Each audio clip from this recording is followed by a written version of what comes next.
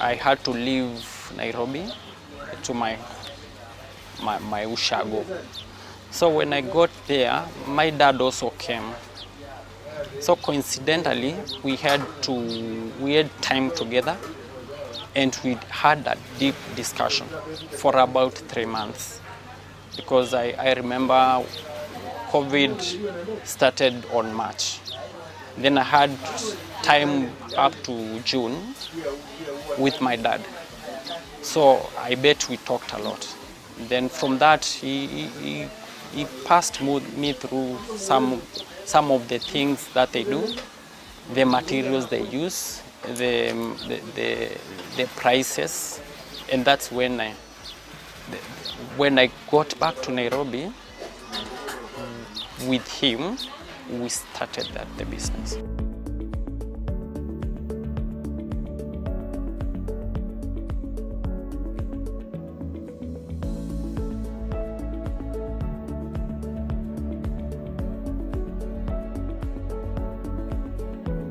First of all, I opened a Facebook account. Immediately I got to Nairobi. From that, I had some pictures that I had taken from where my dad used to work. I had to post them. When I posted them, I got some engagements. And so I felt, yes, I'm good to go. Then the next thing, I went and bought the machine. I bought one machine. I kept it in my house. We want you to be part of that conversation here at Karatina University, and to really open it up for us, we have an amazing panel discussion, so keep it locked here, because you will also have an opportunity to send in your questions and comments. But to start us off, please welcome. She is an ecologist involved in several environmental projects. She recently coordinated a project on environmental establishment of environmental clubs in primary schools in many countries. My name is Professor Mushai Mushiri, the Vice Chancellor of Karatina University. This week, Karatina University is hosting the National Cohesion and Integration Week, whose theme is a national dialogue on cohesion, on integration, reflecting on our past and contemplating on the future. In this week, we are happy to host various cultural groups who are going to show their cultural activities, dances, cooking skills. We will be having a good time enjoying the various cultures that are represented in this country. In this week, we are also going to integration.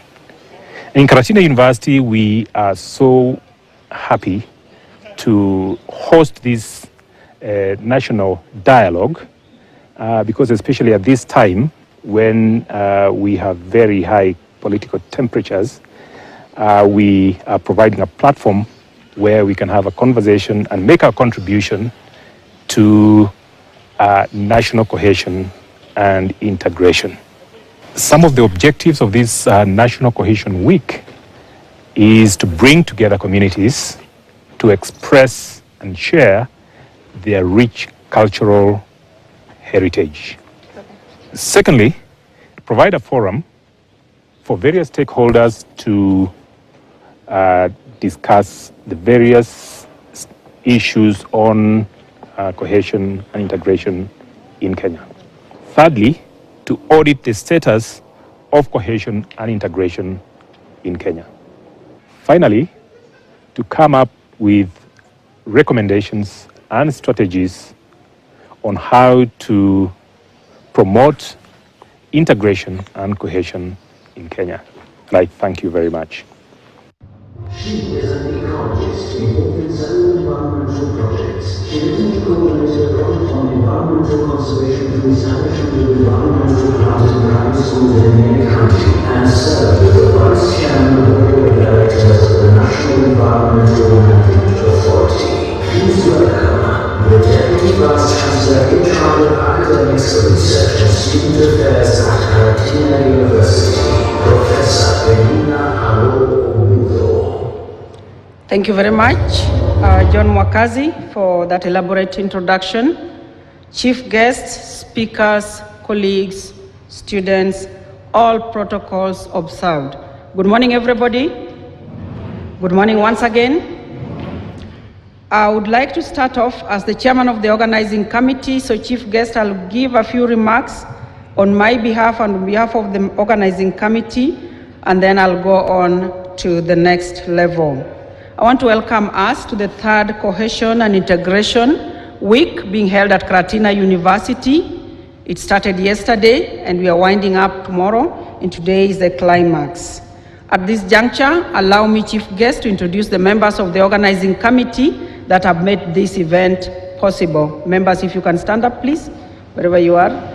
That is Dr. Beatrice Ombaka. I'll start with Professor Wanjao in front here, Dr. Beatrice Ombaka, Peter Ngugi, Dr. Gichuhi David, Dr. Mwenzwa, Dr. Grace Kamodho, Dr. Kellen Kiambati, Professor Lokuruka Michael, Dr. Maurice Kimosop, Dr. Mr. Peter Karanja, Dr. Josephat Kagema, Dr. Mengo Manyabizi, Sister Dr. Jacqueline Alari, and we have Dr. Joan Wakaza. That is the team that has made this event. Can we clap for them? Thank you very much. I'll also recognize the student leadership wherever you are. Please stand up. Thank you very much. That is the Student Governing Council. They are part of this and they have really assisted us, led by the chairman, Mr. Ndiema. Thank you very much. You can sit down. Allow me at this juncture to recognize the presence of our council leader, council member, Mr. Felix Okach is in the crowd. Mr. Okach, if you can stand up.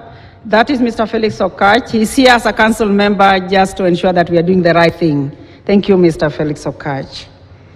This event, chief guest, comes at a time when we are about to go to the elections in 4 months' time. We wish to change the narrative that has been there in this nation, where people fear elections. People are ready to pack their bags whenever they hear elections are coming so that they can leave because they are fearing for their safety. That's why we have organized this Cohesion and Integration Week, so that we can discuss how best we can make Kenya a cohesive and an integrative society. I shared yesterday about a skit I watched by Kenyatta University Traveling Theatre on how they describe the communities in Kenya. And this is what they said. They said, when you look at the Kikuyus are good in making money. They see opportunities of making money where other communities don't see it. And that is a fact that we cannot run away from. They also looked at the Kalenjins and they said, Kalenjins are marathoners. And none of us can run like the Kalenjins. Even if we try, we cannot. And then they looked at the Kambas and they said, Kambas with their carvings, the beautiful carvings can only come from Kambaland. No other community can do it that better. And they also mentioned something about the coastal communities. Those people can make chapatis, laini na nyororo, and they can also cook wali. None of us can do it, and that is their strength. And the message they were passing during that event is that if you put our strengths, our cultural heritage, the 45 communities of Kenya, put us together, we have a strength and we can develop this nation if we are united. Ladies and gentlemen, I've been here for 11 years. This is my 11th year. I've worked in Nyeri. I was sharing with Archbishop Muhera that I know Nyeri more than I know my home county, Homa Bay. I rarely know Homa Bay, but I know Nyeri much better than Homa Bay. And when I go to the market, I don't feel like I don't come from this community. I feel like one of them. I've worked with them so much that now they've even given me a local name. My name for this area is Nyawera. So if you look for me as Professor Penina Lobudo, you may take a bit of time, but the moment you say, we are looking for Professor Nyawera, you'll be told her office is here. Because I'm Nyawera wa Madira, na Madira ne Magidomo. Ladies and gentlemen, the message I have for us as I go to read the VC speech before I start is we are one. We are one people. Let us safeguard our peace. Let us protect this nation Let us not be used, especially the youths, by politicians. Let us maintain peace in this nation, because if Kenya is on fire, and we'll hear more from the panelists, if it burns with you and I. Let us avoid that scenario, particularly during elections. Chief guest, allow me now to read the speech that was written by the Vice Chancellor at this juncture. Chief guest, Dr. Reverend Samuel Kobia, Chairperson, National Cohesion and Integration Commission, distinguished Kenyans, ladies and gentlemen. On this auspicious occasion, when we have once more come together to showcase and celebrate our diversity, it gives me great pleasure and pride as the head of Karatina University to stand before you and talk about the needs for peaceful coexistence in this country. Indeed, when I look around, I marvel at the ethnic diversity represented by several cultural groups and the participants that are present here today.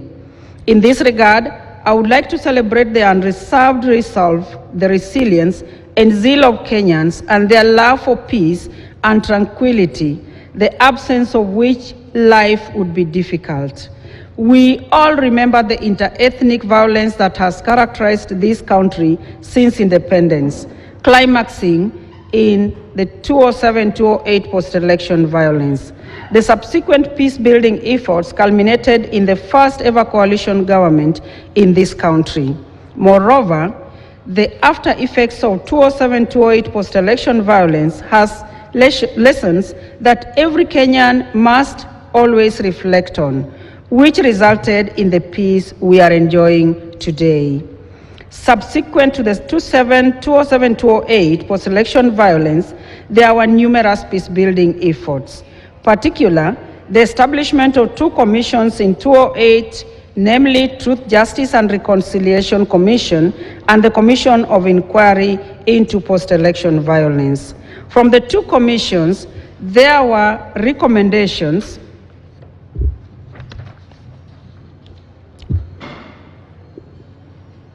and subsequent action in different areas, including ethnic tensions and reconciliation. In particular, the two commissions recommended, among other issues, the establishment of a National Reconciliation Conference Day, as well as continuous and sustained national and community dialogue to avert future violence. Karatina University did take the challenge in line with its national calling and established the annual National Cohesion and Integration Week. Chief guest, ladies and gentlemen, the first National Cohesion and Integration Week and International Conference was held in 2017 with the theme Promoting National Cohesion and Integration Through Cultural Diversity, Our Culture, Our Heritage. This pioneering event has remained a reference point and has revitalized our resolve as an academic institution to remain focused on promoting cohesion and integration, hence peaceful coexistence in this country.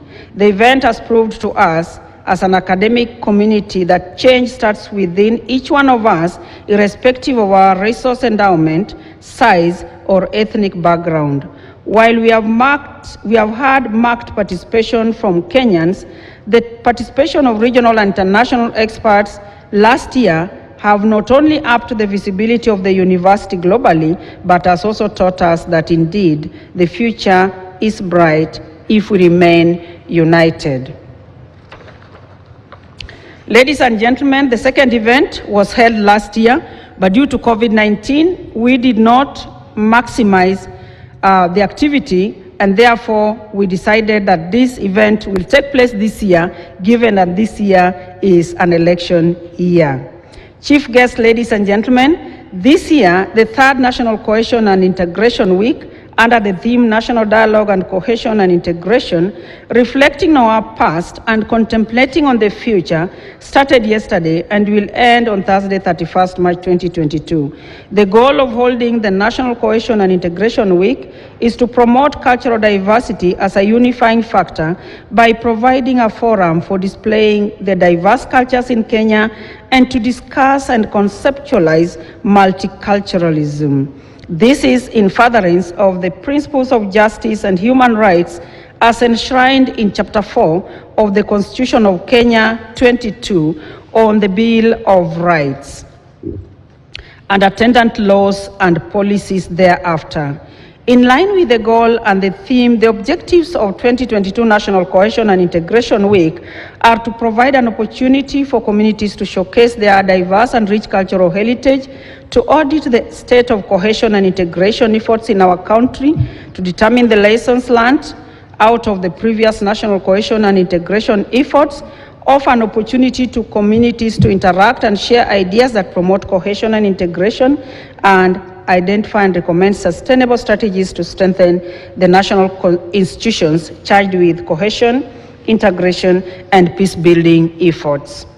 Chief guest, ladies and gentlemen, with the forthcoming general election in August this year, 2022, it is our hope as a university that this event will bring out the importance of peaceful coexistence towards achieving national unity. I have no doubt in my mind whatsoever that the observations and recommendations from the panel discussions in this forum will be a turning point in our national cohesion and integration. I wish to reiterate our commitment as a university to regularly hold these events towards promoting national unity in our beloved country, Kenya. I would like to thank our sponsors, Ford Foundation, NCIC, Vision 2030, the Standard Group, Equity Bank, Traction Schools, and our partners, including press, panelists, facilitators, members of staff, students, and indeed all stakeholders that have made this event successful.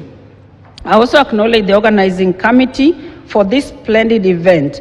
And from the success of this activity, Karatina University, in collaboration with partners, is able to organize a more robust national dialogue if called upon to do so, and with facilitation. With these few remarks, I want to take this opportunity to welcome you all to Karatina University, the Green Entrepreneurial University, and to this panel discussion. I appeal to all of us seated here today to think of our country first before we think of ourselves. This is our motherland. We need to protect her desirelessly. Thank you, and God bless you, Professor Mushai Mushiri, the Vice Chancellor of Karatina University. Thank you.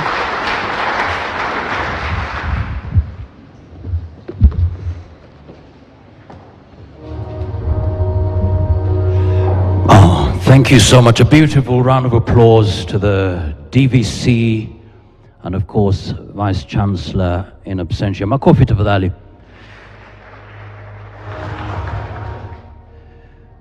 If we put our strengths together, we can develop this country if we are united.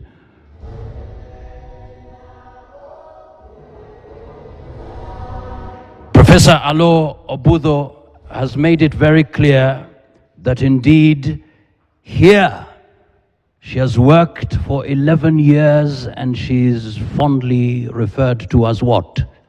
Professor Nyawera. Makofi tafadhali kwa watu wa Karatina. Well done, well done. And that's the spirit we want to continue on with.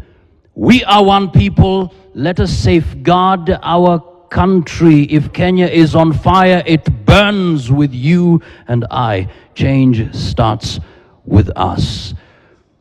Ladies and gentlemen, this gentleman, indeed, as was confidently put in regards to him, that he does really a thankless job.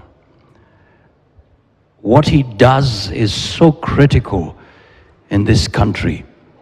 And just to appreciate him, please, on the screen, let us just appreciate him as he comes to talk to us and really firm up the theme of this event.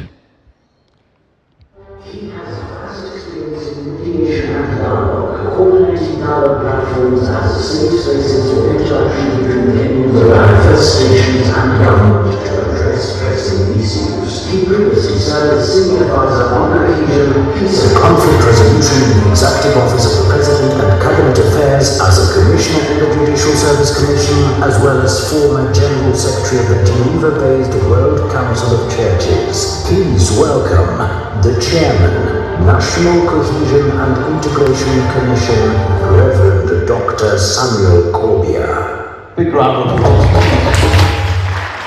Karibu. Asanteni sana. Your Grace, Archbishop Moheria, Your Lordship Bishop Professor Gaugalo, Professor PLO Lumumba, Professor Munene Macharia, Mr. Javas Biyambo,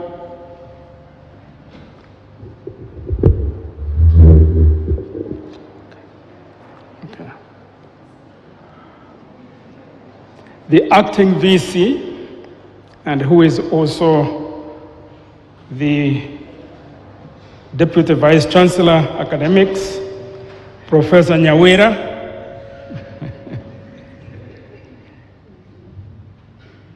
Alhaji Hassan Olenando, the elders present today, the senior leadership of Karatina University. Ladies and gentlemen, good morning. I'm Jambo. Praise the Lord. Salam alaikum. Allow me to teach you a greeting that we have made the NCIC greeting in occasions like today. When I say Amani, you say Milele. When I say Milele, you say Amani. It's as simple as that. Let me see what good students you are. Amani, Milele. Milele, Amani, Milele, Asanteni sana. Thank you very much. First of all, I really want to say how honored I feel today to have been invited as the chief guest of this August event. I also want to start by congratulating Karatina University on organizing this annual event and this year's 2022 National Cohesion and Integration Week. I want to thank you for doing the work of NCIC pro bono, because, yes, clap for Karatina University. And I really wish that other universities would learn from Karatina, because that way it will be possible for us to really do this work that is so critical for the peace, cohesion, and integration of Kenya. As you all know, cohesion and integration is core to what we do at the NCIC, and it has also been a key element in my own life and in my career. When I look at our country, I see a nation that has resilience and fortitude to succeed and push forward no matter the cost. We are a nation of hard workers and a nation of innovators and of dreamers. Our ambition to continue to be better overshadows any tribal or religious boundaries. We trained, work, and befriend each other, no matter the race, color, creed, or tribe. And not only do we befriend each other across the tribes, and races, but we also intermarry. But we know that every 4 years, Kenya is always a stable, forward-looking country until we get to an election year such as this year of 2022. The problem, as the Vice Chancellor has stated, is not a new one. It's as old as the independence of Kenya, perhaps even before, as perhaps we might be able to show during the panel discussions, that it existed even before independence, and to some extent, it didn't happen by chance. It was even a policy of colonial government, which, unfortunately, we have continued with after independence, even though not as a stated policy. Let me start by identifying land as one of, if not the root cause of violence, including what we see as election-related violence. Land. As far back as 1969, there was what was called the Nandi Hills Declaration. And I just wanted to read two of the declarations, which was unveiled on 27th July 1969 by Jean-Marie Seronnet. Number 3 of the Nandi Hills Declaration states, and I quote, "Notwithstanding any legal fiction to the contrary, every grain of soil and every square centimeter of land in Tinderet area generally, and the Nandi Hills location in particular, belongs under God to the Nandi people. And every non-Nandi, whether an individual, a farm, or a corporation farming in the district or in the Tinderet area, is a temporary tenant at the will of the Nandi." Number 4, no land transaction, whether past, present, or future, between Nandi and a non-Nandi in the nature of sale in a Tinderet area or any other part of Nandi district shall be recognized as having any validity whatsoever. Any compensation, interference with the tenure over the land affected shall be limited strictly to actual visible physical improvements. Those who are as old as I am, I don't think there are many here, but the Nandi Hills Declaration was talk of earthquakes these days. That was an earthquake that time.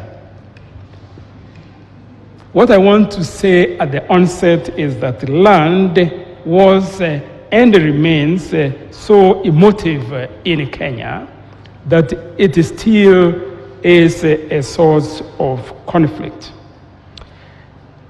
It is true that every election year, our GDP growth slumps and the propensity for violence increases, essentially creating a limbo in which we enter and exit every 5 years. sometimes more scattered and bruised than at other times.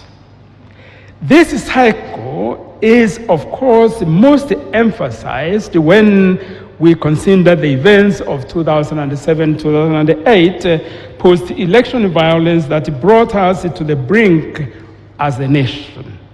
Indeed, so traumatic was this event that the NCIC was birthed in the wake of the post-election violence of 2007-2008. As sometimes I tell my commissioners, we in NCIC will be considered to have been very successful if we work ourselves out of business. If there were to be no violence during elections, if there were to be cohesive and integrated communities in Kenya, if all Kenyans will have access to services and opportunities, then NCIC will have no reason to continue to be. Now, in my time at the NCIC, I have had time to reflect on the causes of the violence and the peculiar nature of the 5-year cycles. It is my considered opinion that Kenya suffers from a collective trauma when it comes to elections. As it was stated by the Vice Chancellor, when the year of election is nigh, there are people who prepare, they pack their bags and they go home, wait until after the elections, and then go back to what then perhaps is not home. This trauma is based on the fact that we do not trust the arbiters of elections. We suffer from trust deficit. The IEBC in all its forms has not had the trust of the people nor of the politicians, be it in the Mlolongo system of the mid-1980s or indeed with electronic registers as it is today. This lack of trust leads to opportunities of violent rejection of the polls. Combine this with the fact that ethnic mobilization cements a view that a certain tribe is a beneficiary of theft of the polls, then we have a direct connection to ethnic conflict. Further, or the second reason that I have come to identify is the state of hopelessness driven by constant grievance politics and a cycle of bad news that the public is generally being harangued by bad news, leading to even less trust in their government. This also means that Kenyans lose hope in their future, blinded by a political class that is forever painting the bleakest of pictures. This despondent and hopeless electorate is doubly troubled by not caring enough to vote right, and also being so angry and traumatized that violence is an option they are willing to take. Therefore, the NCIC has had no choice but throw itself at the task of peace and cohesion building. Taking cognizance of our role as the conscience of the nation and recognition of our unique position, we notably mainstreamed cohesion in institutions of higher learning. To do this, the Commission put matters of cohesion and peace in the curriculum-based, competence-based curriculum, and we have been facilitating the establishment of Amani clubs in learning institutions, besides having structured engagement with educational administrators on cohesion and integration matters. So far, we have had 1,125 teachers across 25 counties who have been trained, and we have functional Amani clubs established in over 1,000 schools across the country. We have also conducted ethnic audits of diverse institutions and levels of government to ensure equity in resource distribution and diversity in the makeup of government employees. So for NCIC, we have also conducted ethnic audits of the civil service, county public service, public universities, parastatals, and commissions. This has greatly increased the inclusion of minority communities in public employment. The ethnic audits have progressively improved inclusion of minority communities in public employment. For instance, the first Oroma was recruited in university employment, and the first Desnak in county employment following affirmative action efforts of the University of Nairobi and Marsabit County, respectively. So the first Oroma to be employed in Nairobi University was following our ethnic audit in employment in universities. And the first, as I have said here, Dasenmark was employed by the Mandela government. We have also conducted cutting-edge research in ensuring that the government and the public is aware of what factors affect peace building. The research that we have undertaken includes the 5 main areas. The first is a study on gangs and their impact on national cohesion. There are now almost 100 gangs who are recruited mainly by politicians, and our study shows that during or just before the election year and during the election year, these gangs increase. Some of them organized by politicians, others becoming as creative as Kenyans are. They know that they'll be needed. If a politician wants goons that are going to make trouble for their opponent, then they are available for hire. This is a very dangerous development in this country, because that is how non-state organizations that are well armed eventually might end up even competing with the national police and the national army. The second area of study is the status of social cohesion in Kenya. The third is unveiling endemic conflict in the Sugutu Valley Triangle. And that, I must say that there has been tremendous progress in Suguta Valley Triangle, as perhaps some of you know.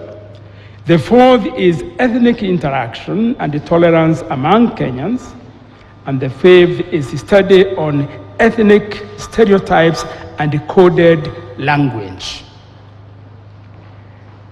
In this area, particularly on coded language, I wanted to say that we have found out that the FM radios that are in ethnic and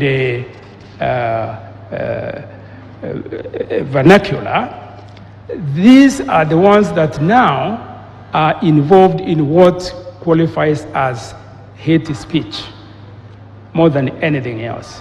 Of course, the other area is online, is in the social media.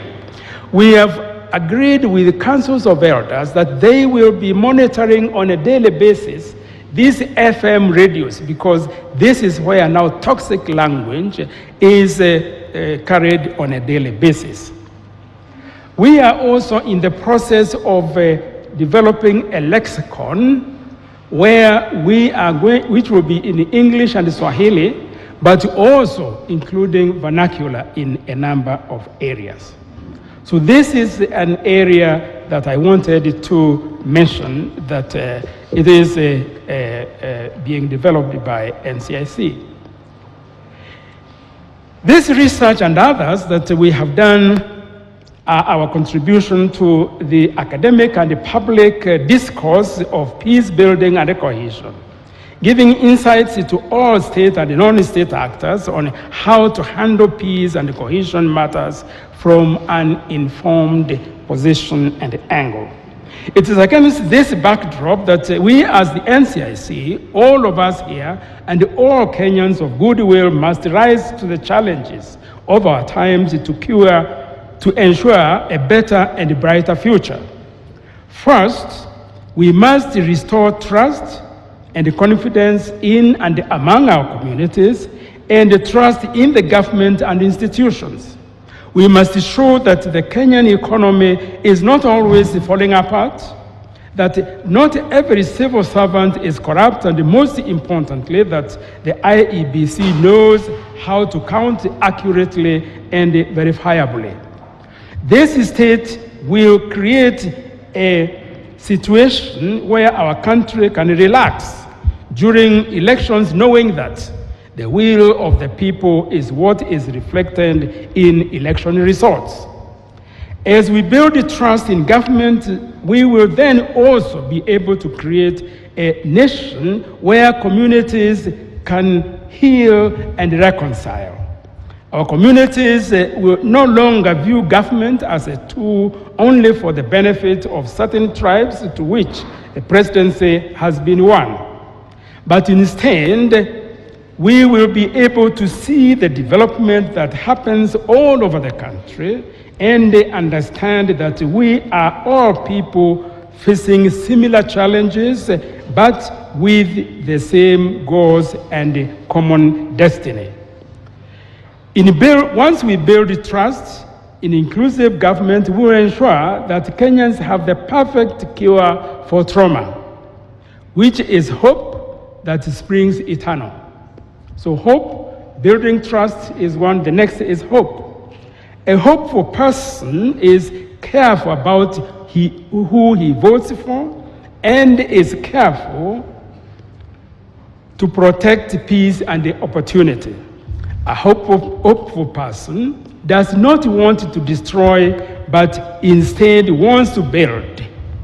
It is thus our hope that the nation follows the example of the NCIC, which this year was, and very recently voted, the most inclusive workplace by,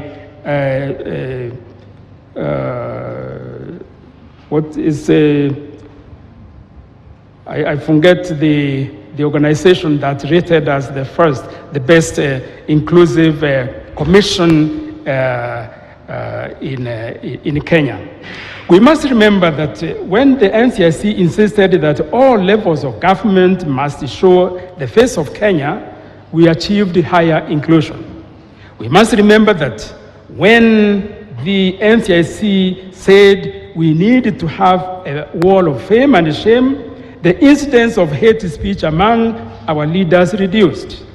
We must remember that when we stated that Kenya needs political, social, and criminal consequences for hate speech, our politicians toned down. I do not mention these things to brag, but rather to implore you to join us in the journey dubbed Election Bilanoma, a journey towards violence-free elections that is made up of a few things: a dash of faith in Project Kenya, a lot of hope in a big, bright future for us and our children, and love for each other and for the nation. Like St. Paul says in 1 Corinthians chapter 13, let there be these three things and remain in our hearts and minds: faith, hope, and love. For our actions will follow our thoughts, and when that happens, we will be a healed and reconciled people, headed for the future we all desire, future characterized by political stability, economic prosperity, which is justly distributed, and social cohesion. I thank you for listening to me. Well, thank you so much indeed. Another beautiful round of applause for Reverend Dr. Kobia. Thank you so much. Amani Milele Nam. We are a nation of hard workers. Our desire to be better overshadows our cultural and religious affiliations. We are a stable and forward-looking country until we are faced with an election. And so there is indeed need for us to change. We want to now change over and focus on the panel discussion. National Dialogue on Cohesion and Integration, reflecting on our past and contemplating the future. You know, I remember starting out as a journalist. It was my first time to report on an election in our country, and definitely was looking forward just like everybody else. You see, we woke up in the morning, eyes on the screen, went to vote. As a young person, it was a great moment. And I can only imagine there are those who will be voting for the first time, 15 years since 2007. And then all of a sudden, reporters on the ground are saying, we can't even come out. We can't even report the way we would want. We are in danger, and we're wondering, wait a minute. You're supposed to tell us what's happening. Now you're focusing on your survival. 2007.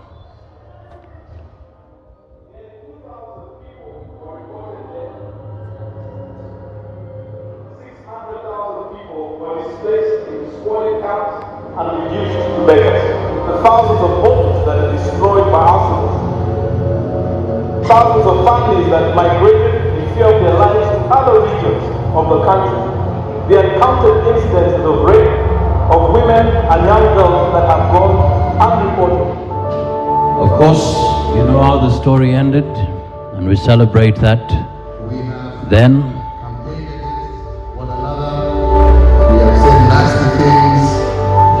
about each other, we have hurt one another. On my behalf, Ndugu, I ask for your forgiveness.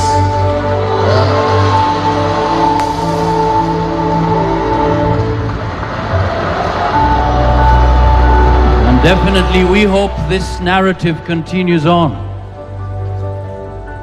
But as we come closer to an election, we must really all be part of the conversation. And as I welcome the moderator of the session, I was really concerned.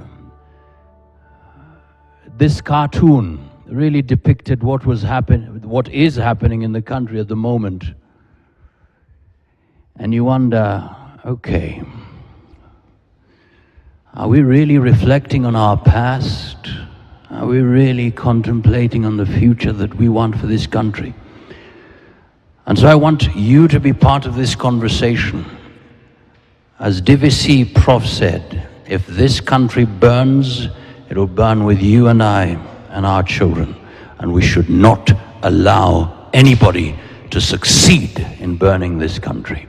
And to guide us through that particular discussion, I'd kindly call upon my colleague, Noah Kipkemboi. Karibu sana. Makofi yake tafadhali. Welcome, we celebrate you. Guide us through that discussion.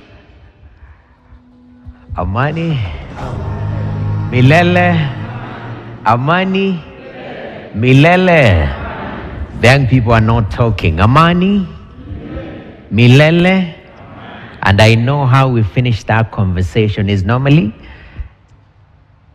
God with us. God is good all the time. All the time God is good, and that is his nature.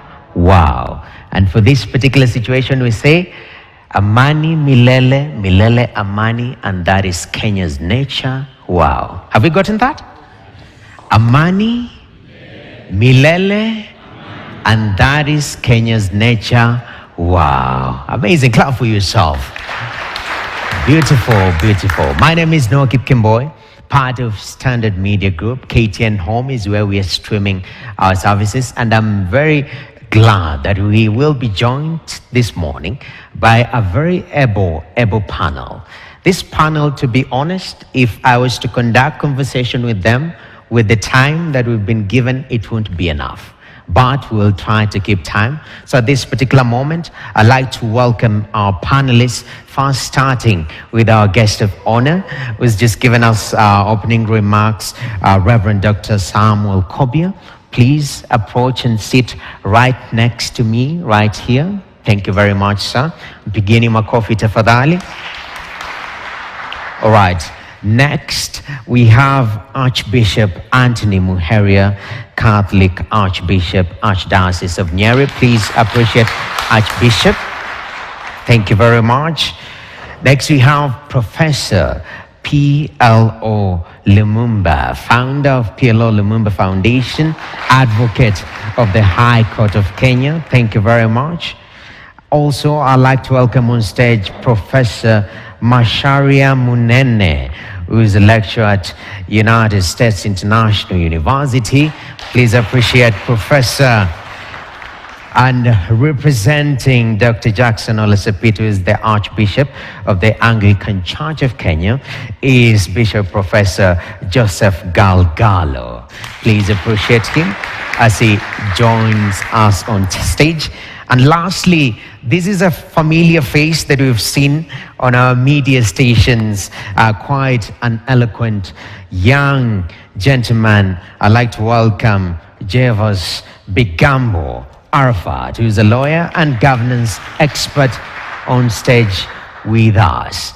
And at this particular moment, I will step up just for us to have an awesome interaction. This one seems so distant.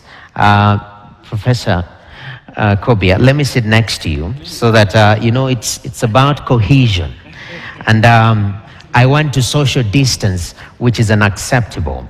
So without wasting much time, because we can talk for years, for hours, based on the experience that we have here with us, I'd like to briefly, in less than a minute, when you talk about cohesion and integration, briefly from this conversation, what do you bring, what do you want us to have at the end of this conversation? What should be our expectations from you? Starting with you, sir.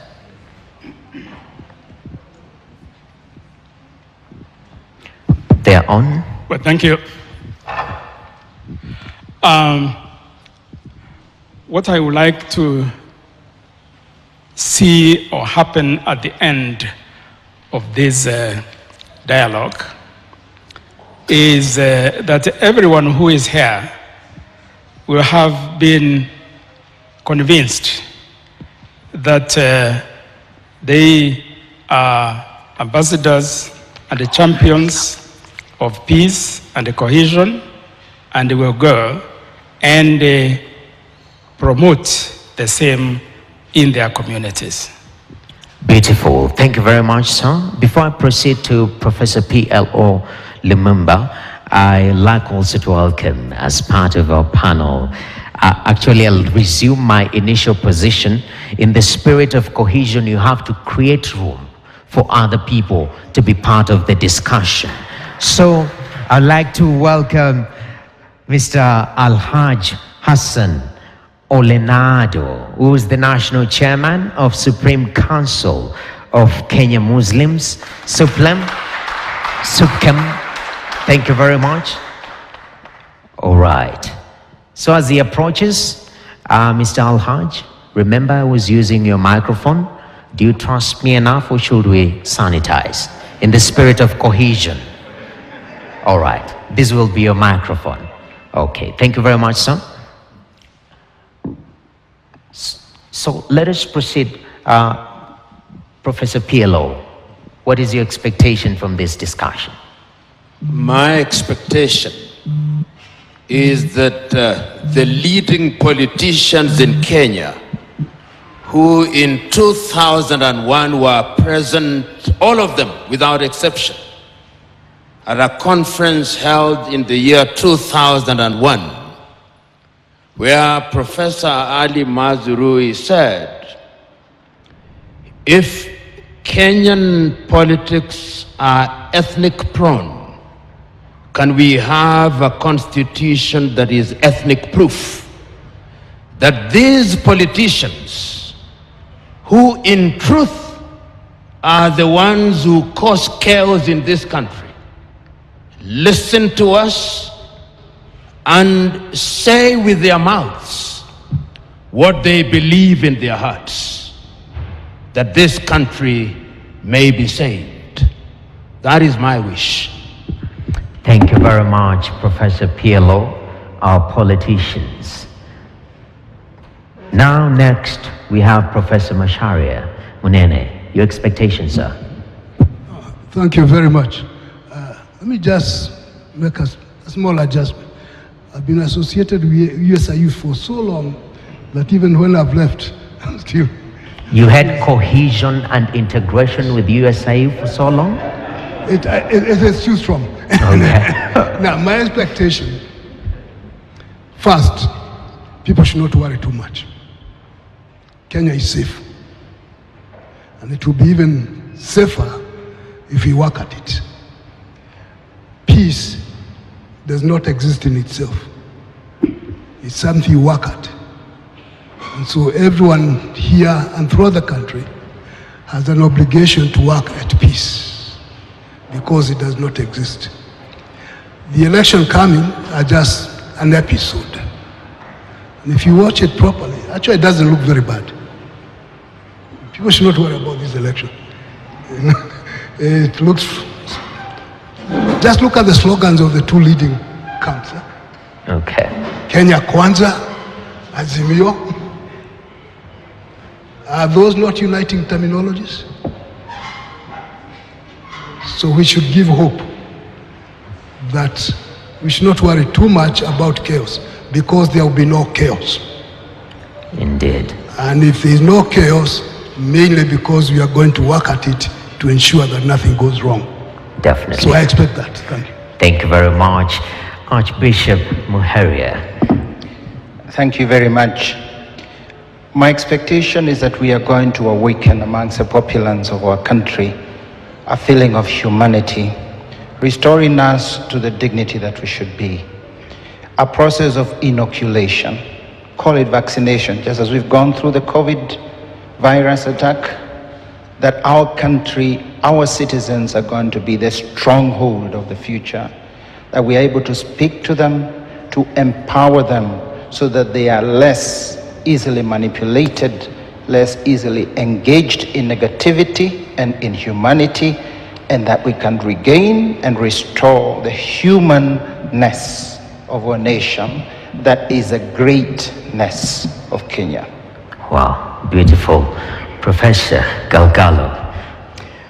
Thank you very much. My expectation from those of us present here, but let me speak to the whole country, that every Kenyan will realize that we all desire one and the same thing: good life, progress, success in life, to go about our daily lives without interruption or hindrance, and in realizing that, make a firm commitment to work for peace, cohesion, integration with all. Let's work for collaboration. Thank you. Thank you very much, Professor. Mr. Bigambo, what's your expectation from these conversations? Thank you so much. For me, I think my expectation would be that we will be true to ourselves, to one another as citizens, and as persons who've got identities that we do not want to use to denigrate others as individuals or groups. That this forum and this opportunity here will be a chance for us to embrace a kind of post-Fanonian examination of socio-political thought in this country and realize that the social and political fabric of Kenya can only be as strong as we are, or as weak as we are and wish to be. And perhaps thinking like Michael Jackson, as he thought before me, I would say that I expect you and I today to speak to the man in the mirror, the woman in the mirror, because that's where the problem is. The person in the mirror is the person in the arena. Very important, quoting the great Michael Jackson. Mr. Al-Haj, what should we expect from this conversation briefly? Thank you. Greetings. I'm very, very hopeful that taking such conversations to institutions of higher learning is a realization that in these institutions is where the future of this country is, the future leadership of the country is. I've just come from Nairobi University, Masaimara, yesterday, and there was a similar conversation, again targeting the young population. To me, I'm very, very excited that if this is the trajectory that we have to take as a country. I'm also worried that every year, electioneering year, we tend to really go back to where we come from and mobilize our communities against one another. And I think such conversations will help us, will enable us to understand and also actually call to question our Kenyanness. When do we become Kenyans and when we become ethnic people? That at one point we call ourselves the tribes that we come from, and at another time we are also Kenyans at the same time. And I think apart from this conversation, we have to find a way of immunizing young people, really to confront the reality that each and every Kenyan has no any other home except Kenya. Wow, beautiful. Thank you very much. Well, gentlemen, it's astounding that conversations around integration and the country coming together, it happens always around this time. Always. Since I was young, and I'm not that old, yeah, to be honest, from the look of things, unless it's giving away.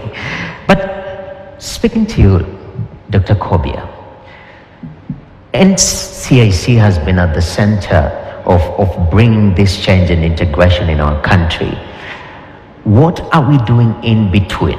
Why is the conversation not top-notch, right there, always at this gear? We always have this cycle of, on the 5th year, we are top-notch, then we go down, we wait till the electioneering year, then we come up again. Why a little bit of that disparity? Well, in my speech, I shared the work that NCIC does, especially in helping our institutions to live up to our constitution when it comes to ethnic diversity in the employment and the establishment. I referred to the Amani clubs in over 1,000 schools. I referred to the studies that have been done on the index of national cohesion. So I'm mentioning this to say that this curve that you have mentioned, yes, it goes up, you know, as the anxiety and what I call even a trauma during the election year. But then in between is trying to help Kenyans to understand the beauty and the richness of diversity, ethnic diversity, religious diversity, and other diversities which are, you know, divine ordained, I must say, is because of the way God created this world with the diversity that we must learn that diversity is not a threat. Diversity is an asset. Yes. So what I shared with is what we do in between elections. But then I must say that the challenges that we face continue.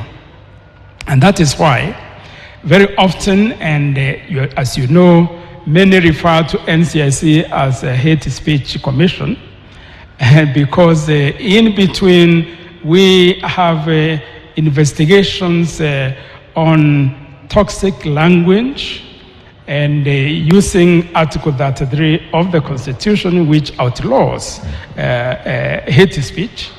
And it is because of that that we have been able to help even politicians themselves to understand that they cannot continue to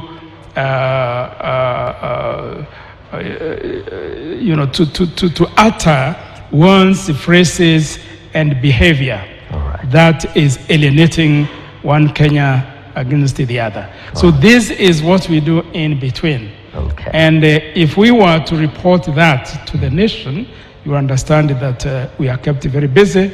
But of course, this is the time that I must say that as NCIC, we really feel the heat because we are trying to carry the Kenyan people with us to ensure that there is a peaceful electoral process. Okay. Elections bila norma before, during, and after the elections. Definitely, election bila norma. Now, quoting a tweet, because these are verifiable sources these days. You have to be careful what you say even on social media. And social media has been used as one of those places where, you know, you can poke some holes in this ethnic discussion that you're having in the country and use it to antagonize. But quoting a tweet tweeted on 15th of September 2021, Professor PLO Lumumba,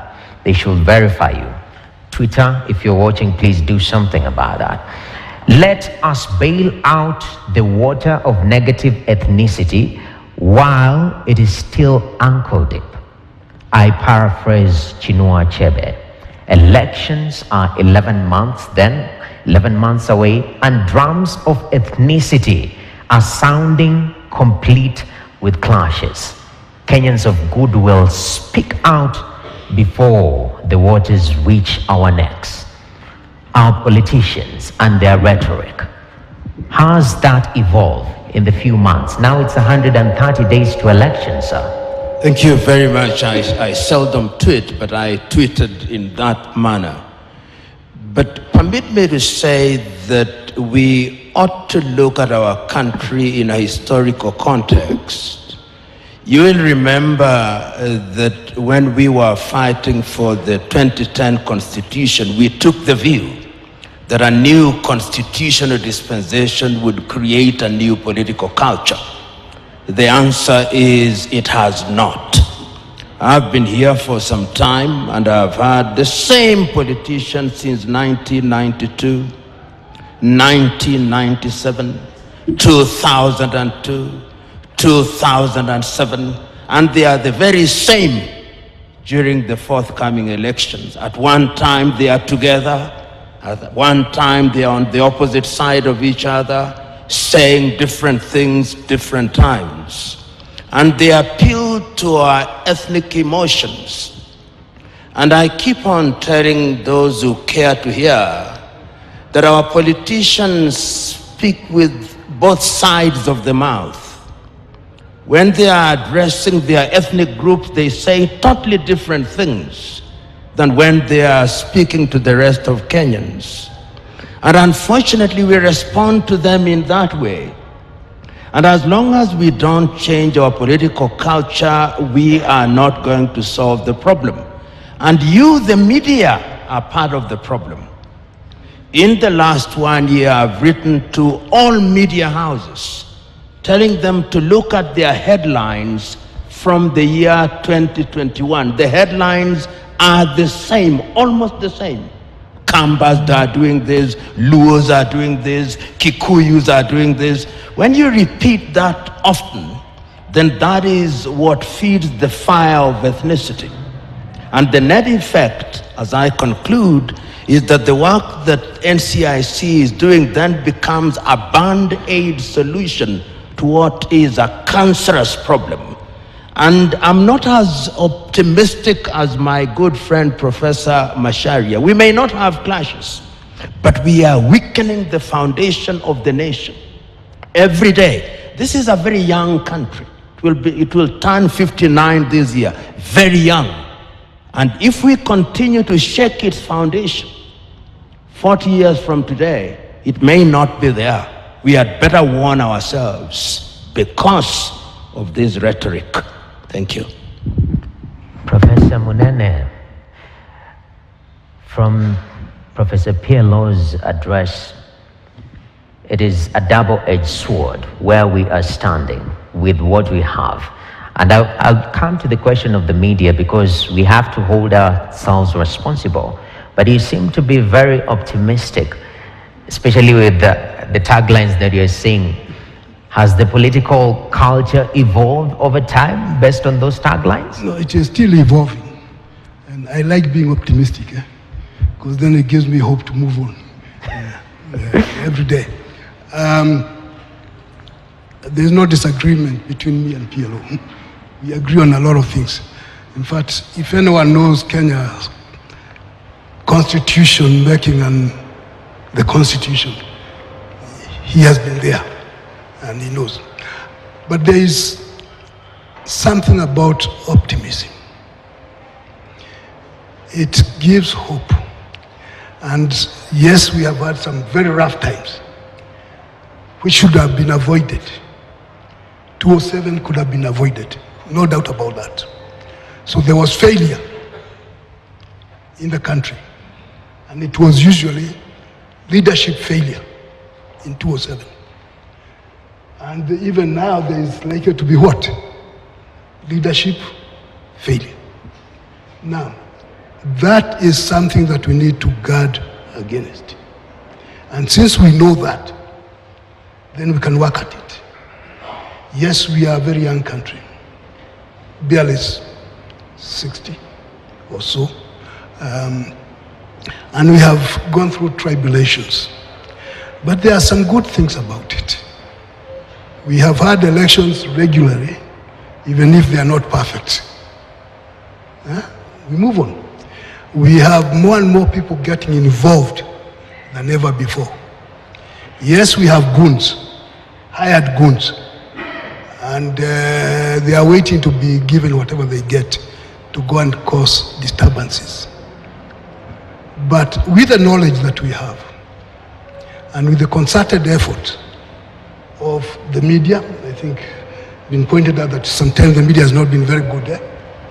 With the concerted effort of our religious leaders, Bishop, Alhaji, we need you people to say every day that this does not have to happen. Kenya has been on an identity crisis ever since its inception. It was created by the British for their own purposes, and we used to have two identities. For Africans, you are either a native when you are serving British interest, and when you question British interest, you become a tribe. Now, at independence, we try to minimize the tribe to build the nation. We are still building the nation. And the policy, which Reverend Kobe, there used to be policies of discrimination, tribalism, in order to keep the country divided. So we are still at that stage of moving forward. All right. And I think it's more a mental problem than a physical problem. Yes. We do have, if I may finish by saying this, not just in Kenya, but in the entire African continent, people who think first as Englishmen or Frenchmen or Portuguese, and then they try to think as Africans. The conflict between those positions are with us. And when you are trying to get out of that condition, let us not forget that there are people who enjoy the divisions in us. And they will continue pumping in this thing. So I'm still hopeful. Definitely. And more Kenyans are enlightened. It's good the university is doing this because it's part of that combat. All right. Thank you. Thank you very much, Professor. Archbishop, you spoke about restoring humanity, and Prof has just touched something sensitive there about identity of a people. If you get rid of somebody or a country explaining who it really is or who that person is, literally the identity, then it trickles down to other aspects. Humanity, as you put it. And your point, you say that we need to restore humanity. When did we lose humanity? What led to this loss, and how do we restore it? Maybe just briefly where we've come from and what came in our history, a bit piggybacking on what the former speakers have said. We went through a democratization, a social and political process in which democracy and constitution was put as the epitome of what we'll be as a nation. But we forgot the soul of the nation.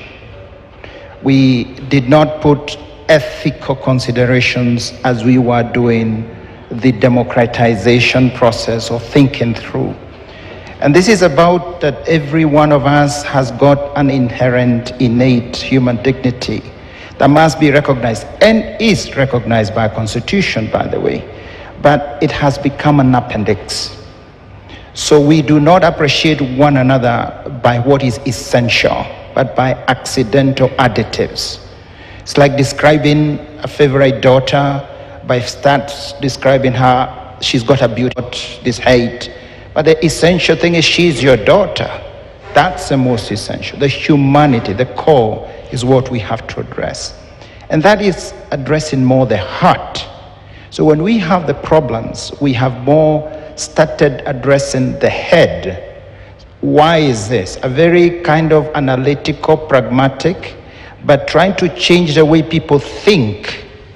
But we are not addressing how they feel and how they appreciate one another. So cohesion integration must start in that appreciation. And those two, the human dignity, is nurtured in religious institutions and also in healthy families.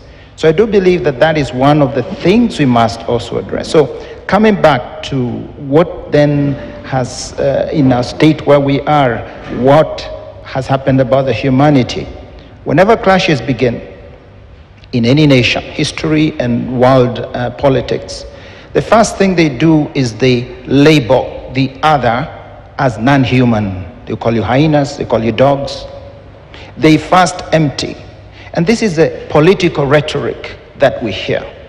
They want to make us look at others no longer in their dignity. The man driving a V8 and the man sleeping in Mathare mental hospital have the equal human dignity. None has an extra dignity than the other. So we should not use status or religion or tribe as the defining attribute when we are speaking and accepting one another. So this is what why this dignity is so essential. that I look at a person and then I take time, not just being this immediacy thinking, I take time to know what's deeper in him or her. That first, as a person, a son, a daughter of God. Second, a human being, gifted in different ways, whether disabled or more abled, they're still with the fullness of dignity. Once we embrace that, then the ethnicity becomes a medal, an added decoration to yourself. It's not a negativity. So my belonging to a tribe just enhances my being, because there is something inherent that we all embrace. So that's why I feel the discussion of dignity is a very important foundation, and our walk to cohesion and integration must be a walk with the heart more than the walk to the head. Wow. Because often we give all the laws, all the tremendous discussions at the level of, don't you understand the Constitution or says, but the heart is not there.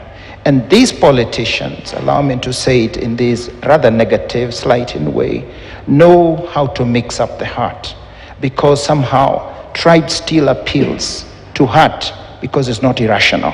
Ethnic, divisive, and broken ethnical pride appeals to the heart in a very negative and very volatile way. So that's why we must mend that heart. Wow.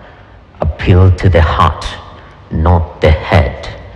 Very important. And one of the places that we find, people being vulnerable to the core is in our religious element. Yeah, in our connection to our deity, because we understand we are open. He can see, he knows it all.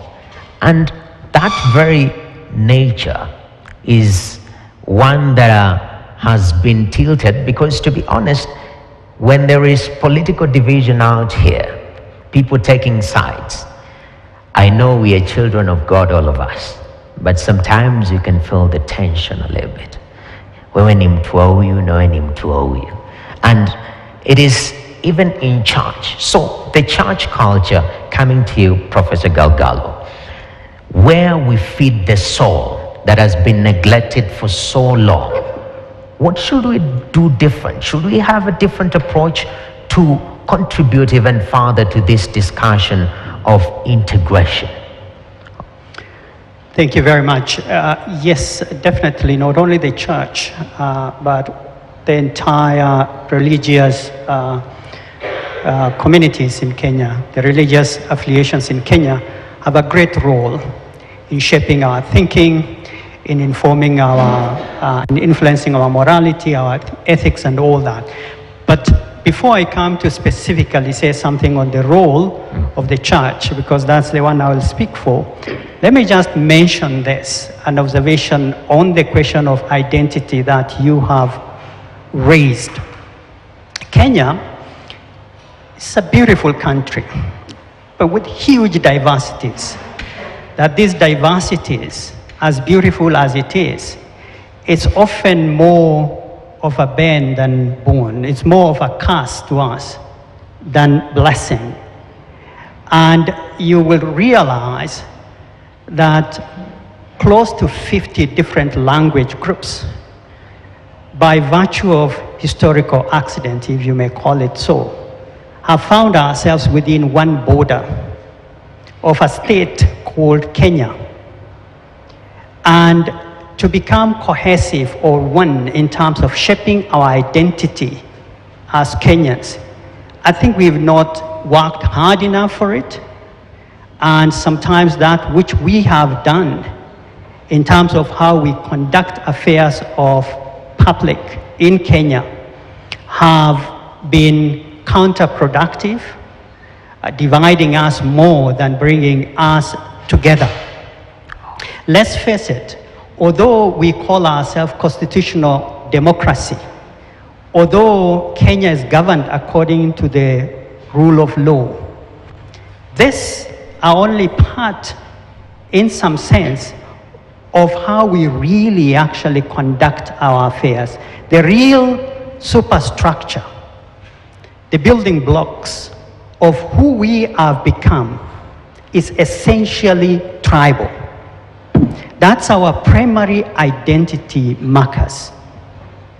And it has actually been weaponized, unfortunately, by the political elites, and deliberately so that they use tribal affiliations, aggregations, to divide and conquer, and use it as stepping stones to achieve their political ambitions.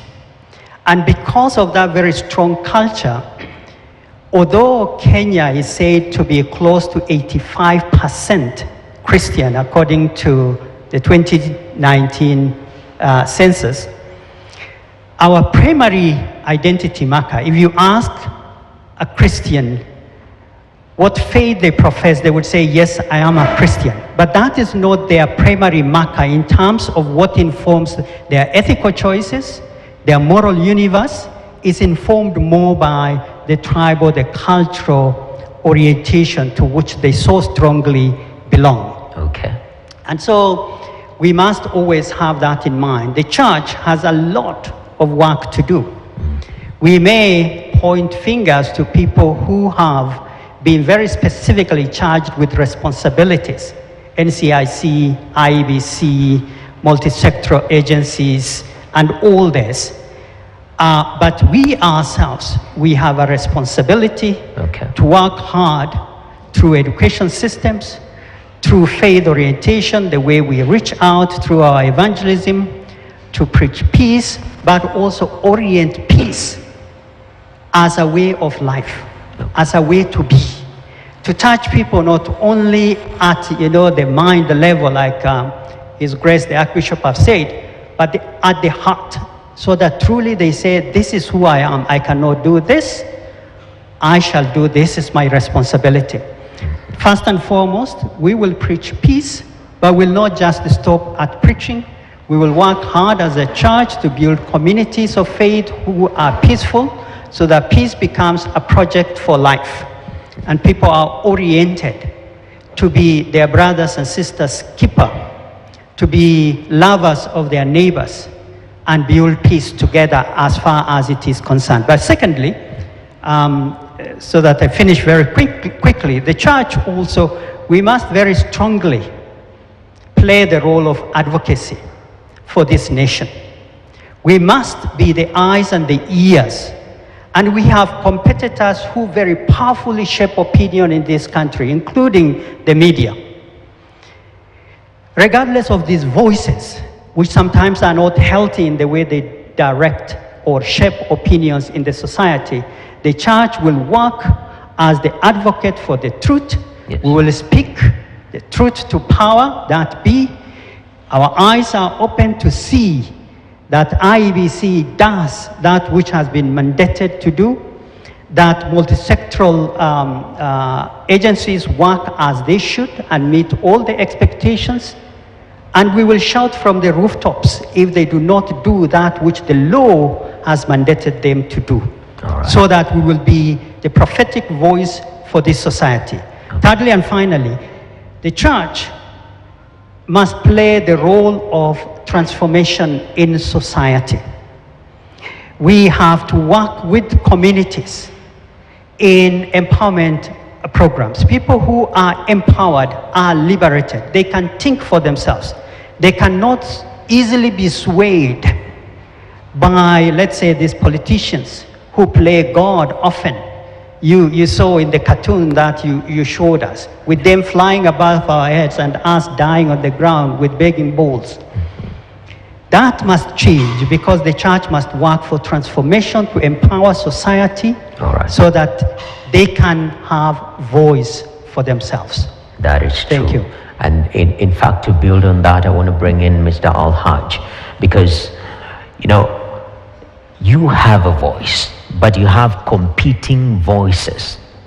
To be honest, it's a competition out there, and everyone is trying to sway the attention of Kenyans and win their heart, as much as they are misdirecting their heads.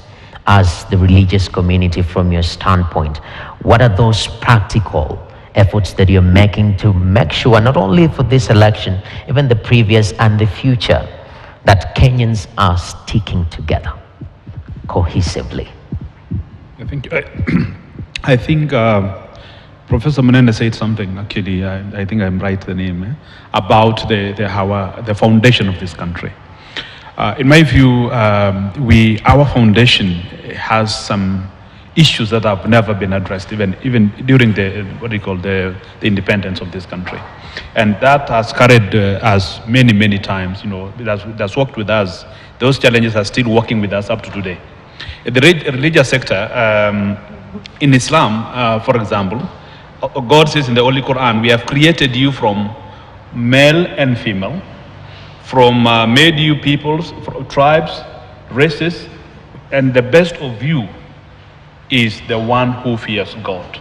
Which means, and he says that the only reason why humanity were created from all the faces that we have today, community, is only for us to know one another. Because it's very easy to tell which community does this person come from, which race does this one come from, because of how we look like. Okay. But among us, the best among us is the one who fears God. There is nothing else. You cannot say, I am the best because I come from this particular community and this kind of stuff. So that is our foundation of building relationships and also respecting humanity in general. As an African from the communities we come from, actually when Archbishop Muheria was talking about the humanness in us, and I realized that I think we have a long way to go, because in the community where I come from, when you ask a young child who has passed out there, who have you seen out there, he will say, I have not seen anybody apart from this tribe. If, for example, I don't want to mention this so that I don't want to be invited by. Be careful. Tread carefully. Be careful. I don't want that invitation of NCIC. Yes. When you tell a kid, this is a very young child, you ask who has passed, who has come to your home, he will say nobody. But somebody from certain community has come, which means that person is a nobody. He can now describe who that person is, but when you ask, the person means the person from that particular community. And when you also describe, for example, again, I like using the children because it's common with us. When you actually want even to tell the child you are ugly, because we joke with children that way, you have to say you are ugly like this tribe. And you mention that tribe that you think they are ugly. So the foundation of our kids, they grow up knowing that we are better off in terms of our looks, our culture, our behavior than these other tribes, And so we grow up with certain feelings, and that actually gets into our minds, and unfortunately, sometimes even influences how we do our business, even in the religious sector. We try our level best to preach to preach to the people the unity of God and our creation, our responsibility, our roles and kind of stuff. But we still have that inherent feeling in our souls. And I think when we want to think about getting out of this kind of situation as a country, our conversation, but actually must begin in our own households. We cannot change our behavior, our culture. For example, if we only concentrate in the last years of our elections and we think we have done in fact, to me, this is largely a firefighting strategy, but it may not really put off the fire. It's just temporarily put it off, but it will, after a while, the fire will be up. Okay. So we need to think about what is it that we need to do at the individual level. What could be my contribution in my own household to have a better Kenya tomorrow? Okay. And to me, I think that is what we need really to struggle with. That's very important, and I'm glad NCIC is going even to schools to change that notion. Though I was a very handsome kid, I don't know what happened along the time, but I've always been good looking. But change that notion and mentality from a very young age to instill those values. In fact, we've discussed for the longest time national values. What are our national values? Do our children know these values, and do they embody them as they grow up? Which is a totally different discussion. I want to bring Mr. Bigambo. I know I reached to Professor, then I came back. I was giving you time because these are heavy one. I've seen you in different programs discussing quite a number of issues, political issues to be specific. And, you know, Professor PLO mentioned the media. We are the mouthpiece, and many times you haven't used this power that has been granted to us by the people to boost and push for, you know, cohesion in the country. So from where you sit as a governance expert, but as also a media practitioner, in a way that I've seen you practice media out there, what should we do different? Well, thank you. First, sitting here in this chair, let me confess that I am not a merchant of hope, but a merchant of truth. And by such admission, I am not ready to agree with Professor Munene, then I can agree with Professor Noam Chomsky and Professor Ngugi wa Thiong'o, who speak about various forms of framing and identity. For example, in his book titled Understanding Power, Professor Noam Chomsky speaks about the manner in which there is some kind of unity between the media and the elites of society because of certain interests. And when you look at and examine the manner in which media in Kenya conducts its activities and business, first you'll need to start appreciating that there are certain politicians and political interests, for that matter, in the ownership of the media. Okay. To what extent can a media owned by a politician air a story against that owner? Very difficult. Secondly, when we look at the issues of cohesion and tribalism and nationalism, then we get to a point of something we call categorical identities. Now, nationalism is an identity, ethnicity is an identity, and because of these identities, they inform the framing of our thinking about issues, whether they're ideologies, etc. This thinking informs our biases. It's these biases also that leads us to what has been called by even Koigo Amwere as negative ethnicity and pursuit of it. Now, seated here this morning in this chair, I don't want to speak truth to power. I want to speak truth to cohesion.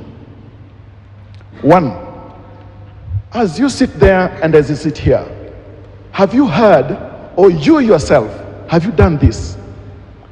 Ever told your son or your daughter, don't bring me a spouse from a certain community? Yourself, your friend, or your neighbor? Then why should we blame politics? Politics is not the problem. We are the problem. That's why I spoke about Michael Jackson saying, speaking to the person in the mirror, and that person being in the arena. You are in the arena. The other thing is this. Media, of course, we know it to be a conveyor belt. Of course, they've got certain interests that they push for. But when reporters go to the field, they come to report that which has taken place. So whether it's you or a politician, the problem is who we are, our ideological biases, and the framing of mind. In this country, well, of course, I know that Professor Munene and my good elder Olenado has indicated that the problem started from the foundation of this country. But I think it's beyond that. I think we have never negotiated our past. And because we have never truthfully negotiated our past, we are incapable of negotiating a very cohesive and better future for ourselves. Okay. We are just doing patchworks. These patchworks are not creating a very strong fabric. There's a problem there. Okay. And if we don't speak truth to ourselves, then I think we are doing a very minimalistic business. And I sit here saying that if speaking the truth is a very big sin, in this room today, I want to be the most offensive man alive. Okay. In closing, I would say this, that we need to see partners in the media. We need to create partnership amongst ourselves, with the church, with politicians, because they come from among us. I know perhaps here there could be somebody nursing an ambition in this election or the next. I've seen student leaders here. I was one in my time, and Professor Lumumba was one in his time. So politicians come from among us. But what kind of politicians do we admire? Okay. Because these politicians that are aired in the media, or by the media rather, are people that we support, are people that are our fathers, our brothers, our mothers, our sisters, etc. Okay.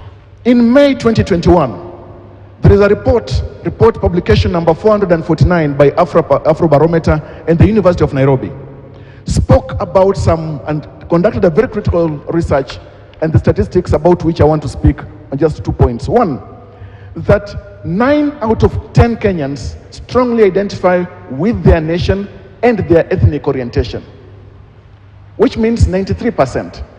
Secondly, that 7 out of 10 Kenyans identify and take much pride, negatively so, with their ethnic orientation.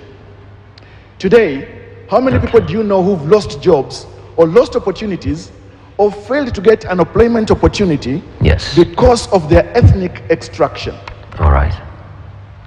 Today, if you wanted to give an opportunity to someone, first, chances are somebody will want to think about where do they come from, which tribe. Yet when you're looking for a house help, you're looking for a lawyer because you think they are faithful. Oh, Bigambo. Professor, I'm seeing, we'll start with Professor Pielo Lumumba. As we come to you, Professor, maybe just to bring to our attention, we're going to be coming to the Q&A session, and we have online questions on mentimeter.com, but also on live. But right of response or builder. I just wanted to say something. We have attempted to negotiate this country. And I want you to remember in 1988, the Saitoti Commission went around this nation and spoke to the nation. Whether you agree with what they said is a different debate. In the year 2000 through to the year 2005, we went to every village in this country as the Constitution of Kenya Review Commission went to all universities. And we negotiated our country. We had a referendum in 2005 which failed. Ultimately, after the 2007 elections, we voted for the Constitution of Kenya 2010. Our problem is our memories are short and selective. And I'll give 2 things just to tell you how short and selective our memories were. We said, for example, with regard to political parties, that in order to create cohesion, a political party must have a national character and must be present in at least 24 counties. During our very watch, we have seen politicians amending the Electoral Act to allow for the creation of village parties and to allow this coalition that we are seeing now. Short memories, selective memories. Lastly, tomorrow there'll be a judgment. I do not know where it will go. BBI. BBI is reminiscent of what we did to the Independence Constitution between 1964 and 1969.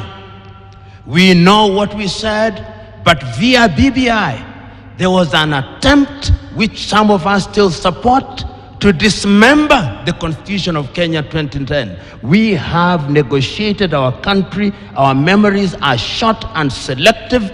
And what we do, and this is what threatens to destroy this country. Politics has become such a big industry. If you want to be wealthy without much effort, become a politician. And that is why there is cutthroat competition for political office. You who come from different tribes, you are merely baggage who are brought to the political mortgage market for purposes of negotiation.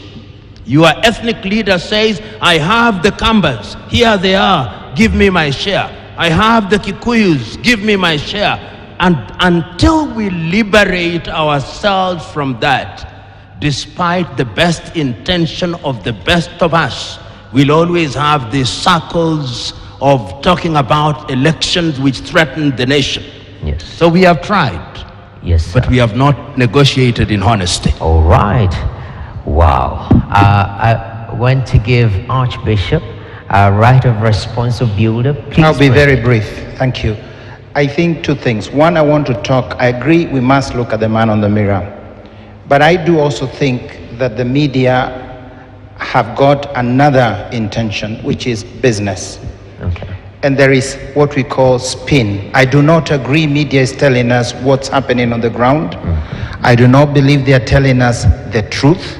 I believe they are telling us their version and perspective and spin. Okay. And I think that must be addressed.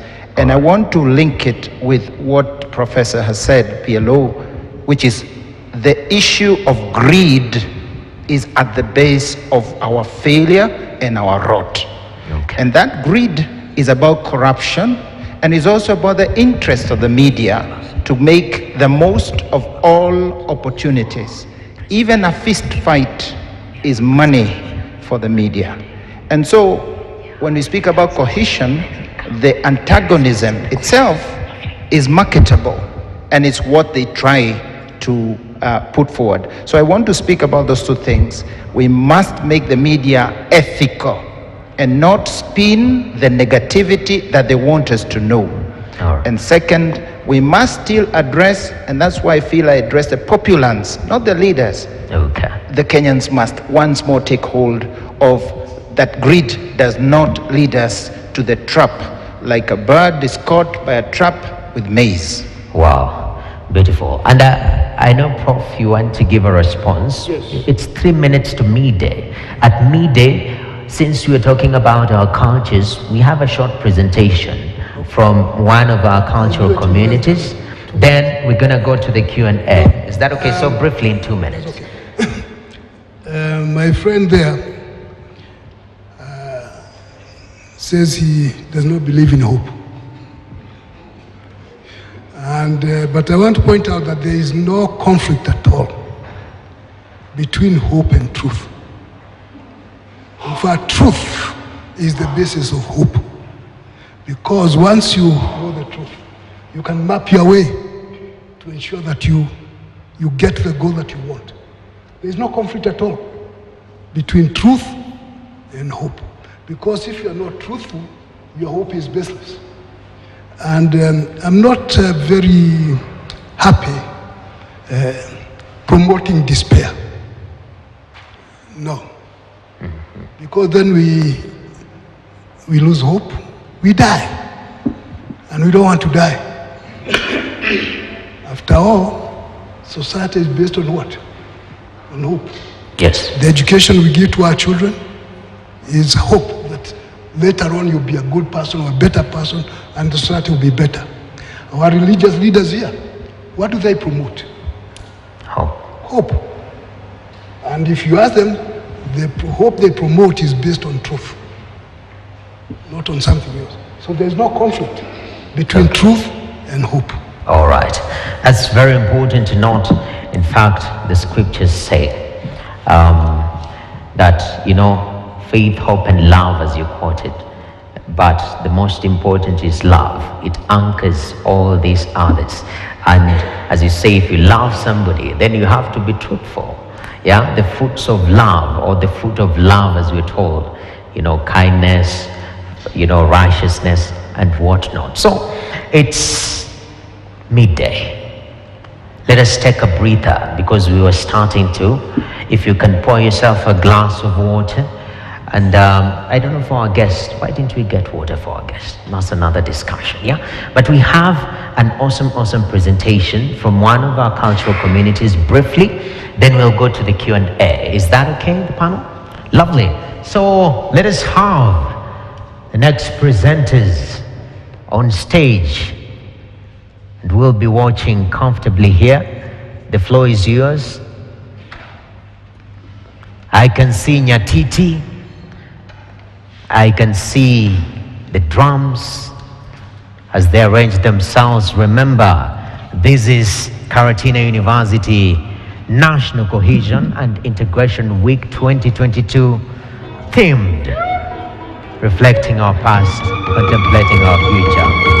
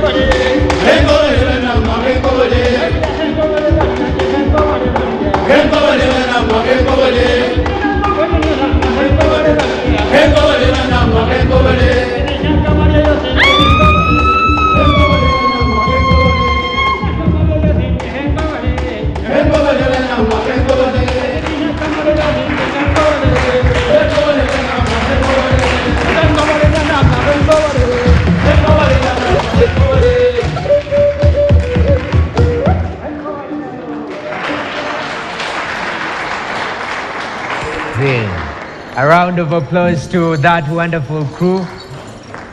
Up next,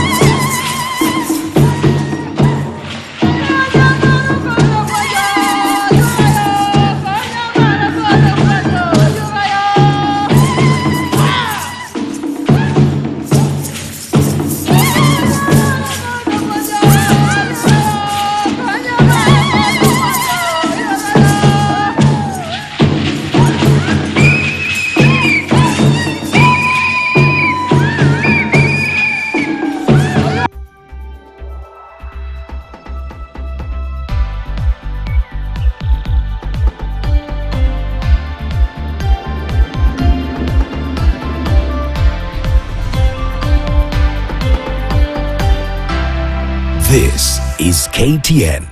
Welcome home.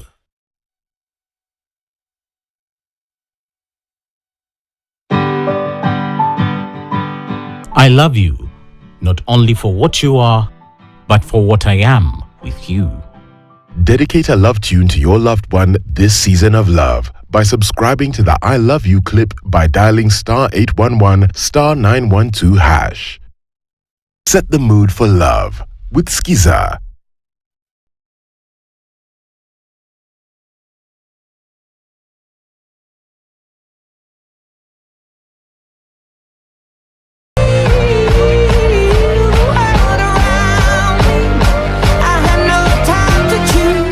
This is The Life. Hello, beautiful people. My name is Naila, your host for the Art of Living show. Welcome to the Kilifi edition.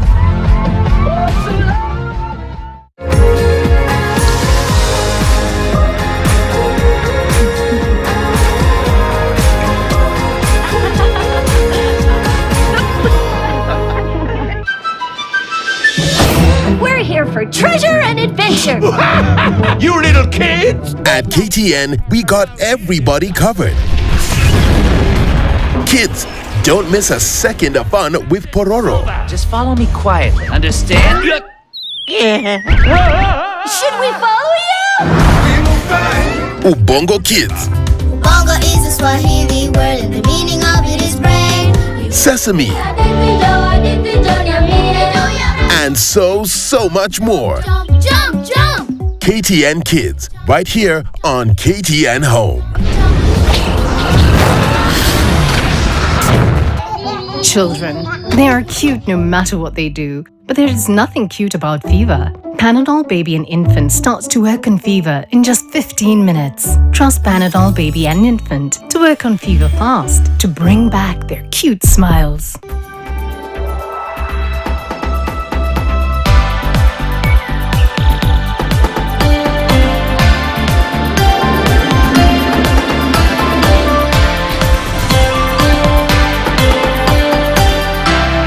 This is KTN.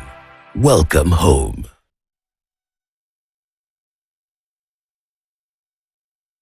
The following program has been rated PG. It may contain scenes that may upset children under the age of 10.